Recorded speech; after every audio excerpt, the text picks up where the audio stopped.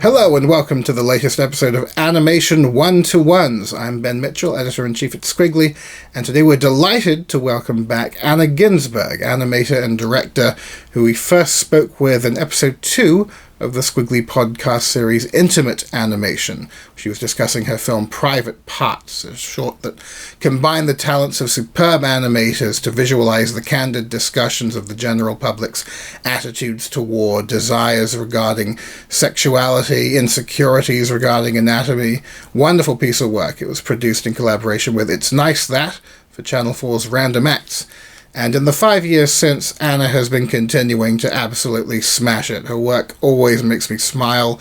It always makes me think. It's really wonderful stuff. She's been doing work with CNN. She made a viral film called What is Beauty? A visual overview of the ever-changing attitudes and pressures on women to conform to body standards over different eras. Her more recent collaboration, typically, with Caitlin McCarthy, really visually fun and energetic film that destigmatizes and celebrates periods. This was for Bloody Good Period and Mother, as well as phenomenal work for World Refugee Day, the BBC, Gymshark, many others. Anna's other work includes independent shorts, mixed media projects, experimental projects, live-action stop motion. She's done an array of music videos. One of them won a BAFTA. Really fantastic body of work. So excited to talk to her again. Having previously picked up a Cristal at Annecy a few years ago for a Selfridges campaign called Material World, Anna is back in the commissioned films category this year at Annecy with her film A Love-Hate Relationship, a boldly designed and beautifully animated film for breast cancer now, conveying the complex variety of journeys, emotions, and overall pros and cons associated with breasts. And this continues a theme of marrying bold and utterly captivating visuals with important issues of body image, autonomy, intersectionality, and representation overall. It really was fantastic to catch up with Anna, and I'm super grateful to her for taking the time, especially as her household had just been hit with COVID. It's a testament to her that she was happy to proceed with the interview, and I hope you enjoy listening to it. Let's crack on with it, shall we? We did talk about it a little bit before, but as it's been a couple of years, perhaps you could quickly kind of recap your beginnings and how you ultimately kind of came together with Strange Beast. Yes, so I graduated in 2012 with a BA from Edinburgh in animation. I then spent about 2 to 3 years either assisting other animation directors in art or being I was art department for some stop motion productions, like the John Lewis Chris advert Bear and the Hare, where I was making little snowy mountains and forests and stuff for a summer at Clapham Road Studios in South London. And then I did a lot of music videos. I did a couple tour visual projects. And then at last I had something that I wanted to say. I hadn't really had anything that I wanted to say. It was all kind of experimentation up until that point. And then I started making the film Private Parts, which was an animated documentary involving talking vaginas and penises, talking about sexual equality and masturbation, which came out in 2016. And that is the film that really changed things for me after all these music videos, because that's the film that's meant that I got signed with Strange Beast, and I started to work on projects that were bigger, had bigger budgets, I had bigger teams, and also I just felt more supported and more part of something. And also as well, I suppose I just found my voice more as a director. I'd worked out, it was very heartening to make something that you care about and then kind of starts to define you and people react to well. And then after that, there was, at commercials, and then I made What is Beauty, which was another short about the changing definition of beauty throughout human history.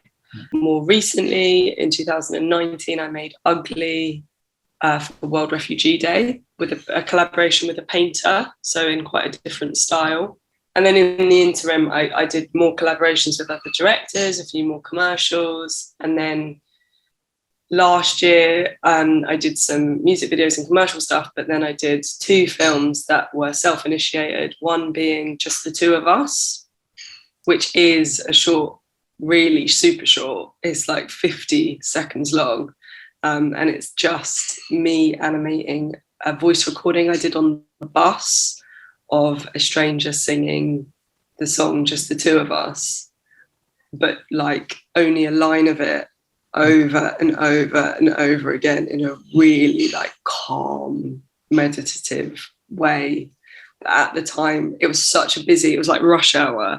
And at the time, it just made me it made my like hair stand on end. I was like, how's this woman so relaxed and so like unaware of the general public? And it was just lovely. I was glad I recorded it. And then in lockdown, I was feeling super nostalgic about interactions with strangers and, you know, just being someone moving through a city and not being allowed to do that. I refound the voice recording and I thought I should animate this. And also, actually, at that moment, I'd lost quite a lot of confidence because I'd done a lot of collaborations with amazing designers like Caitlin McCarthy, who you might have interviewed, who's an amazing director. I'd done something with Hannah Jacobs. And I think I'd done something with Parallel Teeth. And I basically had lost a bit of confidence in my own design ability. So for me, it felt like I'm going to animate this 50 seconds and design everything myself, not have any creative support. And it was actually at that moment, although I've done that before, it felt a bit scary because I'd been so used to collaborating for so long. And it was a good exercise in character design. And then I did a love-hate relationship for Breast Cancer Now that again was pretty self-initiated. So it was quite lovely. The charity came to me and said, we've got this concept, we want to try and visualize the nuances of how women feel about their breasts. We want it to be just over a minute. You do what you want to do and you design it exactly how you would like to design it. And it doesn't have to have a voiceover. So that was a really liberating, lovely project. And that's screening at Annecy this week. Yes, exactly. So I guess when the charity comes to you then for a film like this, they presumably then seen your work and they, you know, want you to do something in a particular vein, I guess? Yeah, so I think every time I've done something that I really care about, i.e. a What is Beauty or a Private Parts, then charities and brands will come to me. I've lost money on most of my short films, but brands and charities often come to me and say, we want you to kind of redo something like this, which is quite gratifying in a way. It's like the films end up paying for themselves almost. But they came and were like, we love the transitions in What is Beauty. So they wanted it to feel really fluid and amazing and mad and in terms of like different shapes of boobs, etc. And then they had more mad colour references from other films I've done. Like I did a film for Selfridges with Sarah Andreasson, who's an incredible Swedish illustrator. So they had other references for design. But yeah, you're right. So the charity will often come with referencing your portfolio or knowing kind of what they want. Yeah. Quick point about something you just brought up there about losing money on films. Yeah. Why would you say that is? Is it money that goes into distributing them or money that goes into the labor of making them? Yeah, so I think it's just a lack of funding, to be honest, Ben. Like, I think maybe I'm quite bad at applying for funding properly. Okay. But Private Parts, it was just, I got £2,000, which didn't, I mean, it's like we all worked on it for weeks and got about £100 each. So there's like 12 people working on it. And What is Beauty had a £4,000 budget from CNN. And again, I mean, yeah, it was like 5 of us working on it for 2 months. So I think, sadly, there are funding pots available. I don't want to be too downbeat. There's an amazing animation short fund that I think is going to pop up again from the BFI. The BFI has just given out multiple, almost 100k budgets to people in the UK just to make short films, which you probably know about. I unfortunately did not have an idea at that moment, so I missed out on that part. But it's going to come back, fingers crossed. So I've got to kind of get a treatment ready. Going back to love-hate relationship, you mentioned what is beauty being kind of important for that. It also reminded me in a lot of respects of Private Parts, in that it sort of takes on this subject and is kind of presenting it from all angles and giving you a really, in a very, very short space of time, giving you this really sort of rounded overview of just all the sort of dimensions to it as a subject. And did Private Parts kind of inform that process, or was it actually sort of determined beforehand? Like, did the charity have a specific idea of like, we need to include this, this, and this? Yeah, really good question. It was always supposed to be 2 sides of the coin. So it was supposed to include everything, like the beauty and the horror, or the dislike and the love kind of thing.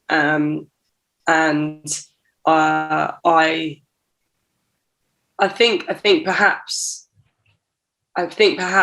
maybe they approached me because I always like doing that. I don't like something being just sad or just joyful. Like with What is Beauty, it's a similar thing. If it starts, there are moments of real like lightness and warmth and like beauty, essentially you being overwhelmed by how soft and amazing the references of pieces of art are, or the fertility goddesses. And then there's a bit of a sting in the tail when it starts being kind of like this mad consuming of the female form as the woman's scrolling. But yeah, in Private Parts, there are some slightly sinister moments, and then there are some really, really uplifting moments. So like I am always drawn to like, I never want it to be kind of like a preach, you know. I never want to be trying to tell people you should love your breasts, or you should love your body, or you should love sex. I always want it to be like everything, honesty and openness, and it makes people feel like they're not alone. Yeah. You know, I think that's the main thing of trying to pervade feelings of shame by trying to capture something authentic. I think that's often like the core motivator for me. Yeah. And it's definitely, it feels like a kind of shared quality with a project like Typically, that in sort of putting everything so kind of front and center in this very kind of overt way. But I think that the greater impact of films like that is that, you know, the more we're kind of just used to it as a concept, and it's not just put away somewhere or sort of like talked about in hushed tones, the more chance we have of just getting on with it and normalizing it and not letting it bother you. You know. Yeah. And I think that that's a great thing. I think animation has really sort of, using animation as the medium to kind of tell that has helped.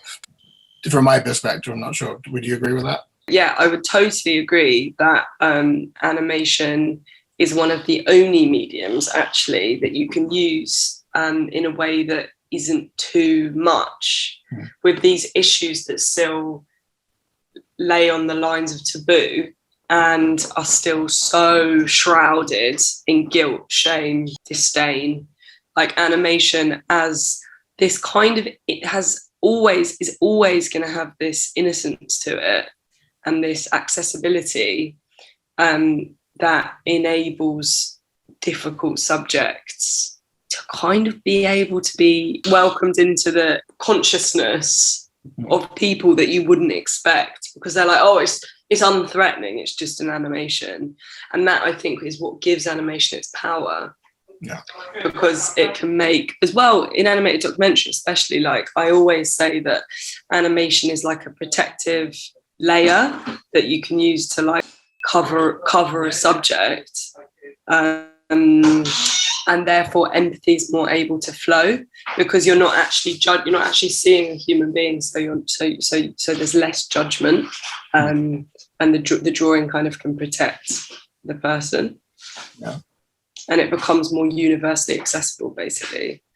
So I'm totally with you. Like, typically, if you were to shoot typically live action, it would not only have been astronomically expensive to have shot that kind of ambitious music video, but also it would have been kind of disgusting. Like having a woman actually pull out a tampon and lasso it around her head and blood splatter all over the crowd is a bit too far. But with animation, it just feels like playful gore or something. Sure. And it feels more maybe, I mean, so many people probably still find it disgusting, but it maybe feels more silly and celebratory than full-on gross. So, yeah. Something I noticed with this, What is Beauty, when I think CNN posted it, was that there were, just by virtue of being on the internet, inevitably there were sort of responses to it. They were kind of missing the point. Do you ever sort of come up against responses, I guess, that where people are kind of, I don't know, reacting in a hostile way because it's not something they want to kind of address or have brought up? Yeah, great that you noticed that, Ben. Like the reactions to What is Beauty, I think simply because that's my only experience ever of like going viral. So that video got over 15 million hits. And therefore it was shared on all the global CNN platforms and then started going mad on Facebook. So like just the Spanish version of it got like 11 million hits, and then there were all these other, and then if you went under the American one, you're so right, like on the Facebook there was like, I think there was over 100,000 comments, and loads of the comments were like, no CNN, fat is ugly, and then beneath that comment there'd be like 20k comments responding to that. And that's when actually, to be honest with you, I get really excited, because you're not preaching to the choir anymore. It's like when people are having tangible conversations, like I truly, truly was getting really excited about being trolled on that film, because the animation community is so elitist and pretty small. And like, there's not really going to be anyone at an animation festival who's like throwing rotten tomatoes at a curvy woman's bod on the screen. So the idea that conservative America were coming for that film, and then there were full-on debates going on in the comment section, was making me so happy, because I was like, well, they might be ridiculing it. Maybe their daughter's in the room when they're watching it. Maybe, you know, I don't know. It feels like it's kind of has a life of its own or something when things like that happen. And I think when that doesn't happen, I feel a bit disappointed almost, because it's like, it's only got in front of people who already feel that way, you know? No, that's a very, very good point. The sort of echo chamber of positive. Totally.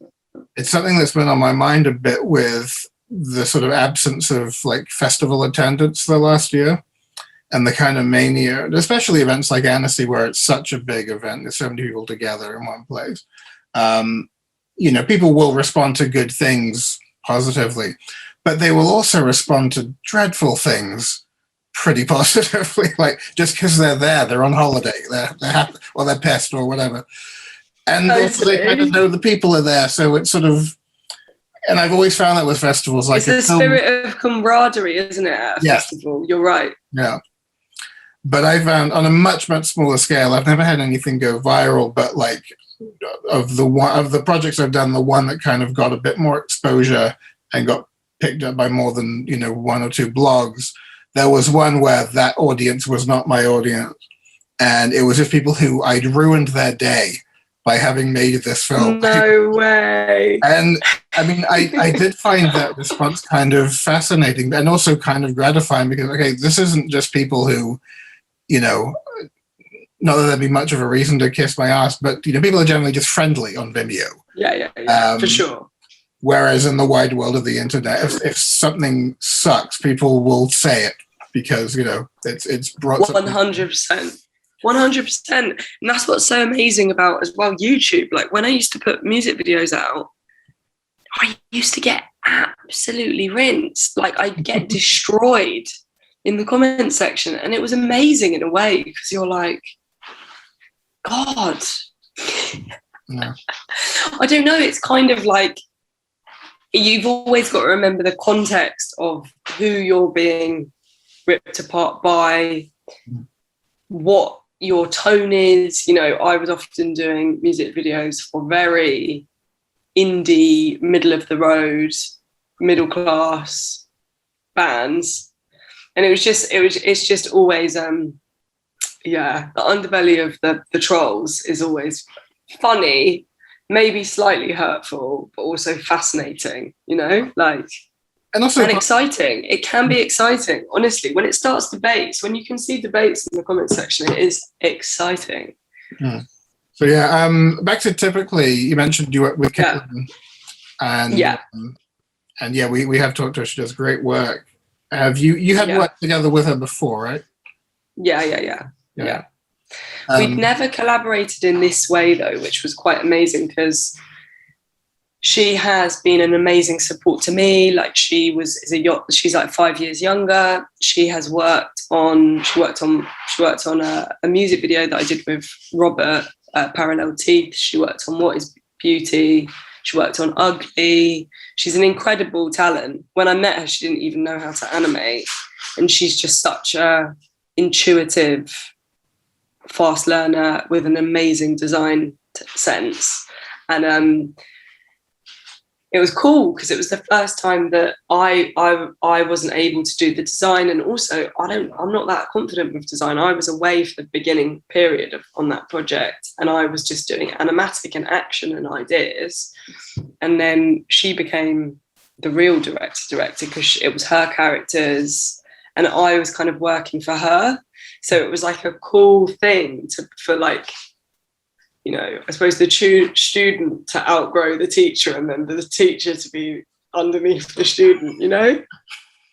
It's interesting. And then it was cool. And initially we were both a bit like, she was just a bit like, is this going to be weird that you're like working almost under me? And I was like, well, no, because it's so well deserved.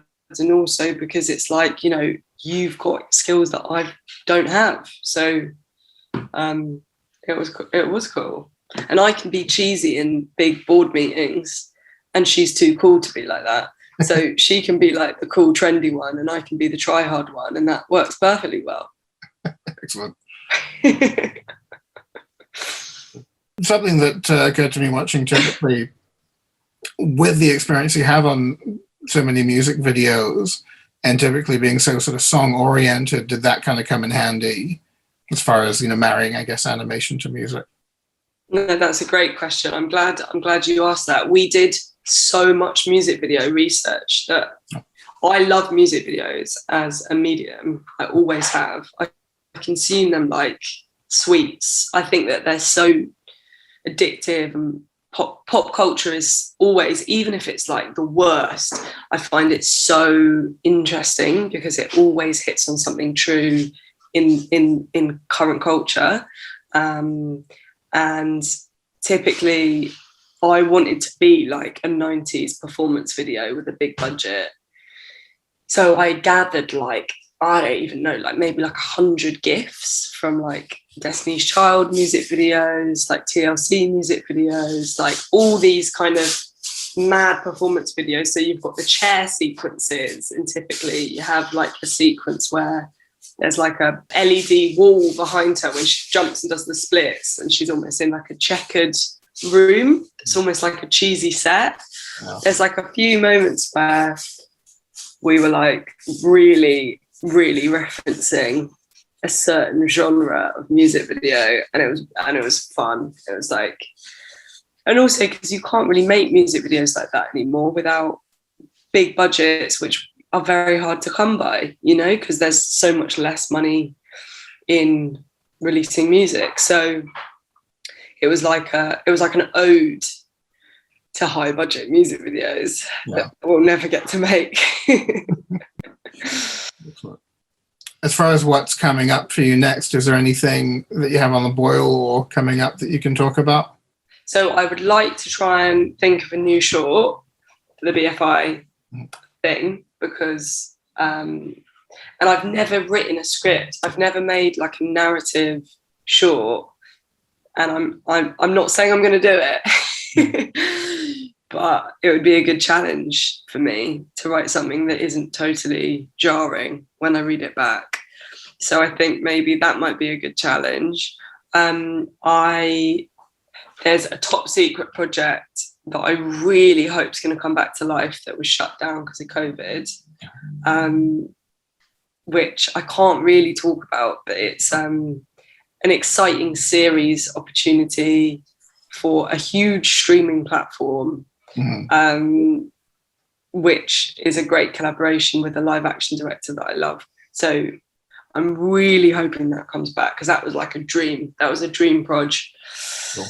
And yeah, they need to shoot the live, so they need to wait for COVID to sort of change up a bit in LA, because the live was going to be done in LA. So fingers crossed that comes back. And other than that, taking a little mini break because I'm riddled with COVID. Wonderful. Well, not that you had COVID, but wonderful. Thank you so much again to Anna, who is assuredly on the mend. And to keep up with her work, be sure to follow her on her socials. She's at Anna Ginsburg on Twitter and Instagram. And her website is annaginsburg.co.uk. And to check out more of the amazing work of Strange Beast, visit strangebeast.tv. Once again, you can catch Anna's recent film, A Love-Hate Relationship, as part of the Commissioned Films category at this year's Annecy Festival. Thanks again to Anna, and thanks to all of you for listening. We will be back soon with more podcasts and more one-to-ones, so stay alert. And in the meantime, be sure to check out squiggly.co.uk, and we're at Squiggly on Twitter, at Squiggly Animation on Instagram, and Squiggly Magazine on Facebook. Follow us on all of them. We've got tons to offer, and we're delightful, frankly. That's all from me. Until next time, happy animating.